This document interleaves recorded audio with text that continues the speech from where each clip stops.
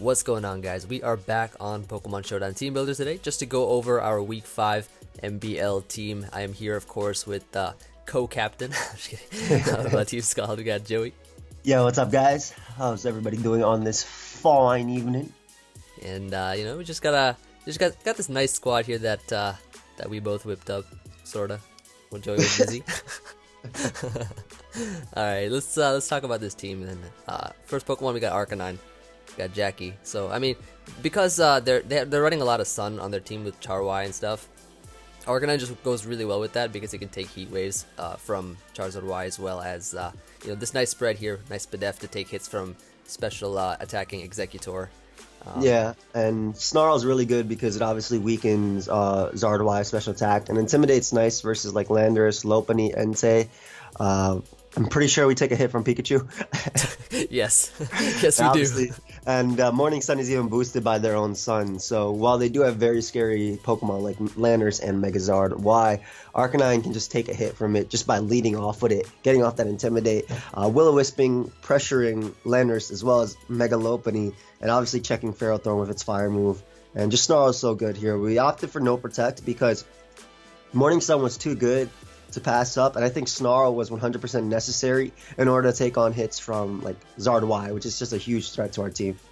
Exactly, yep. And with the EV spread here with Intimidate, we can take hits from Mega Lopunny. We don't get 2-hit KO'd by return from, I believe, Jolly or Adamant. I think High Jump Kick from Adamant Lopunny will do a lot more, but it's still able to take hits from that, as well as being able to intimidate Lando so it can fire off weaker attacks, as well as Entei. And Flamethrower was just there, and because in case they brought some sort of wide guard or something, like Flamethrower is just nice in order to hit something for just some nice singular damage. Will-O-Wisp can cripple things really nicely, and like Joey said, Morning Sun is just really good for versus the Sun team specifically. And the thing about High Jump Kick is we're playing like doubles, so Protect is everywhere, so they don't know if we'll have Protect or not. So if they don't have High Jump Kick, they can't even 2-hit KO us. Exactly. Yeah. Next up, we have Gembat, our Mega Diancie. Now, this is EVA to outspeed their fastest Pokemon outside of Lopunny, which is their Entei, I believe. Their Zard Y also. Zard Y Entei, yeah, same base speed, base 100. Yeah. But though Entei, you typically go Adamant because you need that for Sacred Fire and Extreme Speed. But yeah, base 100. I usually forget that Entei has base 100 speed because again, I always go Adamant on that thing. But Diamond Storm hits those. Moonblast knocks out Lopunny. HP Fire is really cool versus them because it's boosted by Sun, so it can really smack Ferrothorn. And again, Diamond Storm is just good in general versus them. This also checks Mightyena if it gets enough boosts. With Moxie, Monferno is checked. And obviously Protect is just to ensure that Mega Evolution. We opted for Naive over Hasty because this still does allow us to take like a High Jump Kick again from Lopunny if we need to, a weakened Earthquake from Landorus with Intimidate, Extreme Speed Priority from Entei, Sacred Fires if we need to switch in and not be burnt. So it was just a better like nature for this. Just a better option, exactly. I mean, we can still take Heat Waves relatively well with Naive Nature. Exactly. Next up, we have Allergies, and this is actually really cool versus them because it gives us a Swagger and Stun Spore mod. Emvee had enough this week, man. But it gives us a Chlorophyll mon that outspeeds everything on their team. Everything. Scarf Landorus, Executor in Sun, Mega Lopunny, things like that. Everything is outsped. And we can knock out Mega Lopunny with the Acrobatics. Swagger is there if we have to use it, Blame Emvee. I actually do. And like the whole like Sunspore paralysis with Swagger is just pretty nice overall. I mean, Sunspore will be able to cripple their team, and they're running a very, I guess they're running a more fast-based team just because they're running Sun, Chlorophyll, plus like fast Mega Lopunny and stuff. So it's not like they're running any kind of slow, bulky team. I don't think they'll bring anything like that. So Sunspore could be really useful there. Exactly, and just in general, we have a few members such as our Rhydon and like our Mienshao that can actually put in a lot of work versus them if their team is paralyzed or weakened. Same thing with Blunder, obviously, as well, and also getting up the hill. But yeah, Jumpluff also gives us a fighting resist, and just again a mon that just outspeeds everything and helps us check something like Scarf Landers with Stun Spore. If we have like this plus Cresselia out, we could even Swagger something if we're feeling kind of real, and proceed to deal with them from there. Sleep Powder was also another option we could have gotten, but I mean, we're only going to be able. There isn't sleep clause, but I Right. don't know. I'm not. I never feel comfortable going for sleep powder, man. Yeah, I don't know. Like, and I know plus, Sunsport especially doesn't since have they have like a bunch of grass types. exactly, exactly.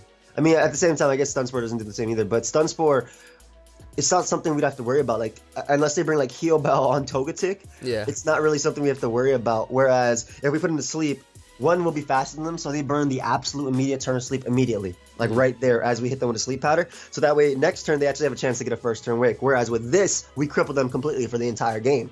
It'll be fast and we can deal with them. So that's why Stun Spore I think is better than sleep powder in this game. You can talk about knowledge, buddy. All right, so we got knowledge here. The Cresselia, very, very useful, especially since it has a lot of bulk. It can take hits from Heat Wave. It can take, it's pretty much a nice, I guess I could call it a counter to Executor because of the massive speed F it has.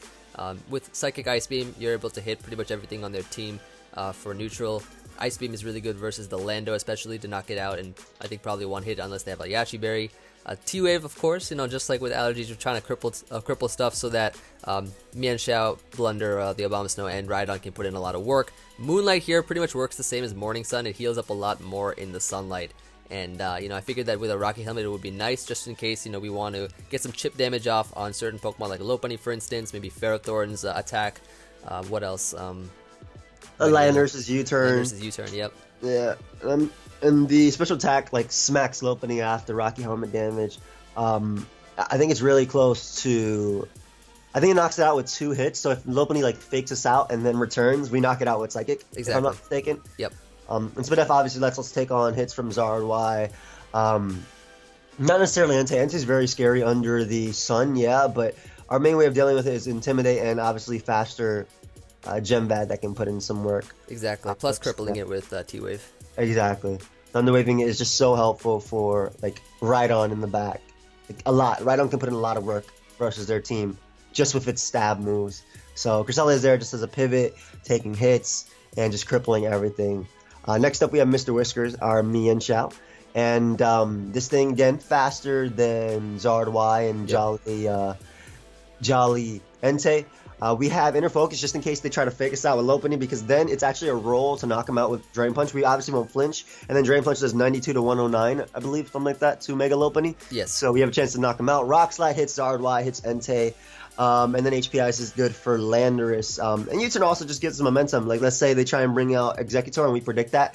1, we get off a U-Turn, it's 4 times effective. That's going to hurt. Yeah, and definitely.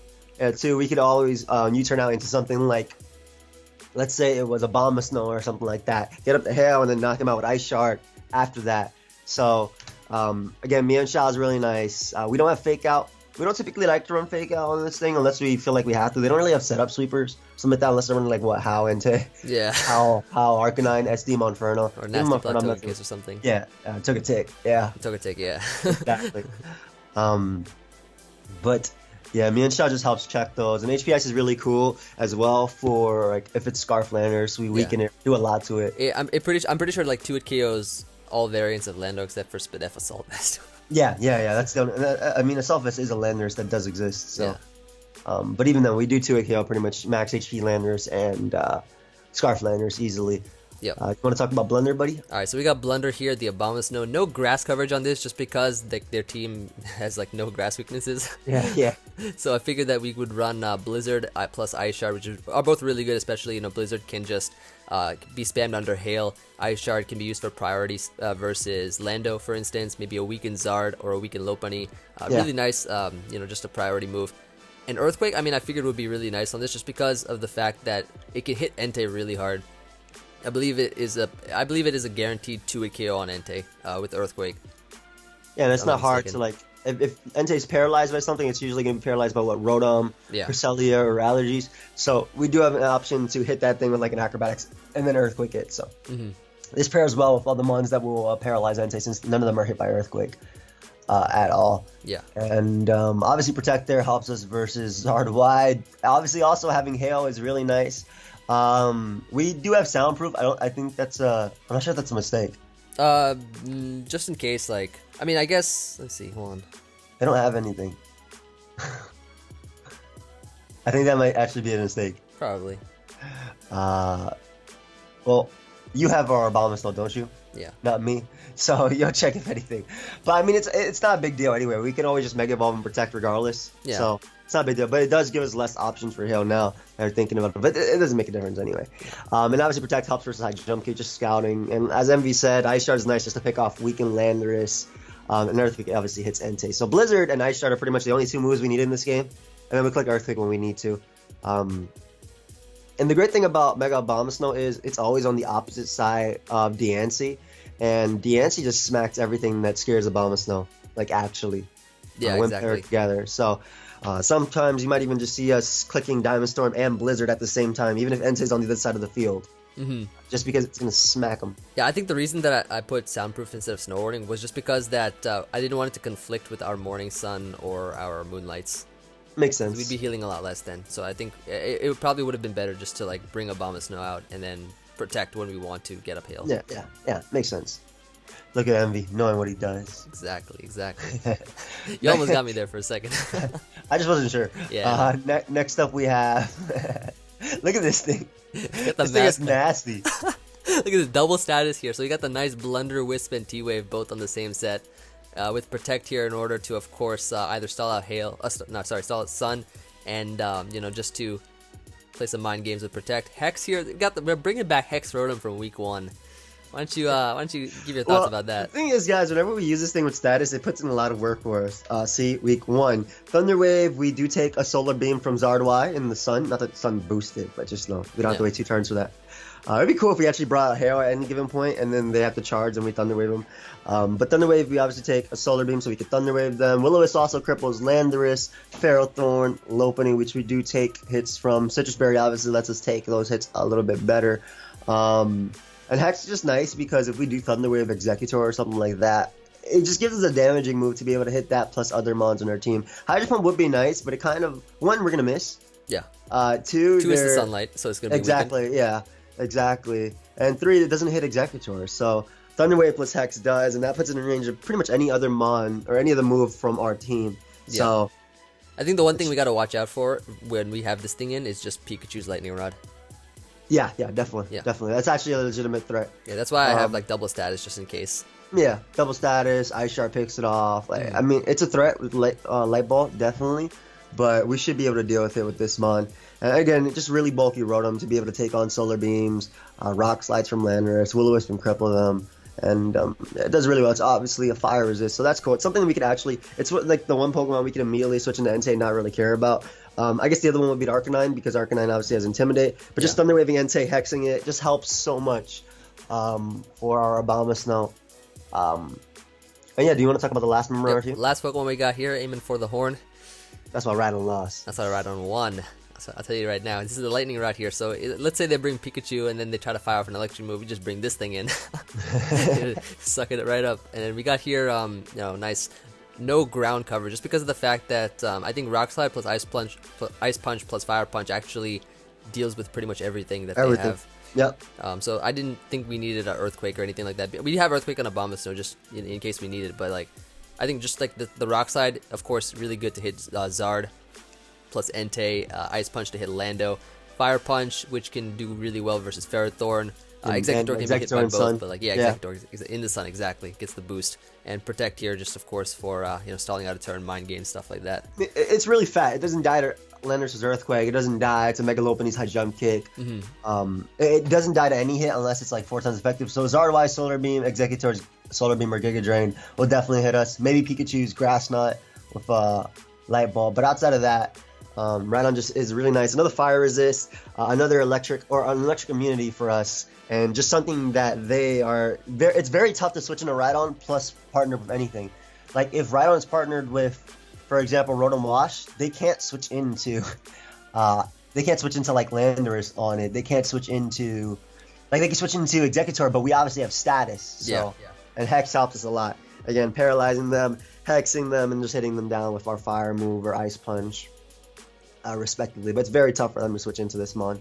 Exactly, and that is going to be the team. So the match will be on, of course, Joey's channel. So make sure you guys go there after you see this. Today. When's it going to be up? We'll probably get it up on the same day, right? Yeah, today. It's Monday. Monday today, guys. Make sure you go and check out the match. Hopefully, sorry for the lateness. Yeah, sorry for the lateness, by the way, guys. It's just really tough scheduling sometimes because you have to schedule with 2 people. Yeah, and exactly. And then I also have to be available. Emvee has to be available. I have limited time frames sometimes. Emvee does times too. So hopefully, well, we will be able to get this done 100% today. But yeah, I hope you guys enjoy, and the battle will be on my channel. What you doing?